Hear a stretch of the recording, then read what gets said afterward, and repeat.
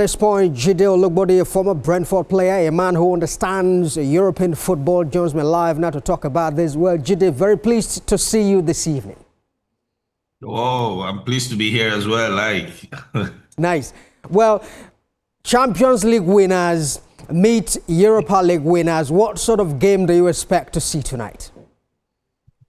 Oh, well, it's going to be fireworks. It's traditionally the last official friendly game of the season. And traditionally as well, the first game in the European season. You know, he opens the season, and we've seen through the years that the Champions League winners have always been the winners.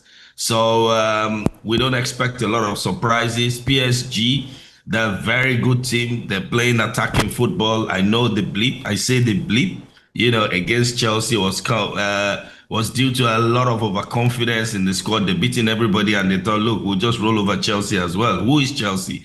But football has a way of humbling you. And I believe that tonight, the first few minutes will be cautious. They'll look at each other because Frank is a very good tactician as well, former Brentford coach. And with Enrique, very tactical, one of the best coaches in Europe. So it will be tight at first, but eventually the floodgates will open, and attacking football, I believe, will win as well, if you ask me. And don't forget also, PSG. The story in Paris and the whole of Europe is about Donnarumma at the moment. It's falling out with Enrique. Not the first time Enrique will fall out with big stars. And quietly did it with Mbappe last year. But, so that will be in the dressing rooms as well. There'll be a lot of players shocked because when it happens like that, he's the main guy there. He's one of the older guys. And when those kind of things happen, he has a way of affecting games, so to speak. Well, Jide, you say you do not expect a lot of surprises tonight. If you remember full well, we saw at the Club World Cup, the game between Chelsea and PSG. Not so many people gave Chelsea a chance at all. They thought that Chelsea would be put to sort very fast, but unfortunately, it didn't happen that way. So when you look at that, are you saying that Tottenham cannot do with Chelsea against PSG? Well, I'm not ruling it out. Don't get me wrong. But, once beaten, twice shy, they say.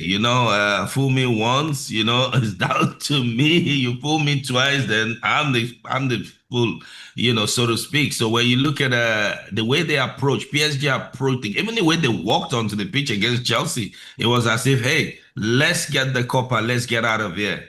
But I think they learned a good football lesson, the group of young players.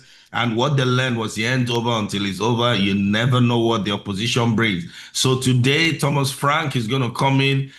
I'm sure that the PSG players have learned from that, and they know, look, every game is a duel. It's a one-game duel. It's 90 minutes until the end of it. We've not won it. So they learn a big lesson. That's what I mean by, well, I'm not expecting surprises.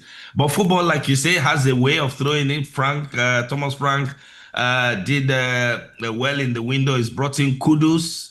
I know that Matthias Tel is also coming from Bayern. He's got a good team that can actually ruffle PSG a bit. The problem I think they have is at the back. Can they contain Dembele, Doué, Bakola, Neves, Vitina? I'm not sure they're up to that. But, let's see what happens tonight. Like I said, it's fireworks from both sides. Tottenham have got very good strikers as well. Richarlison is there. Sri Lanka is back from injury as well. Madison, Kulevetsky.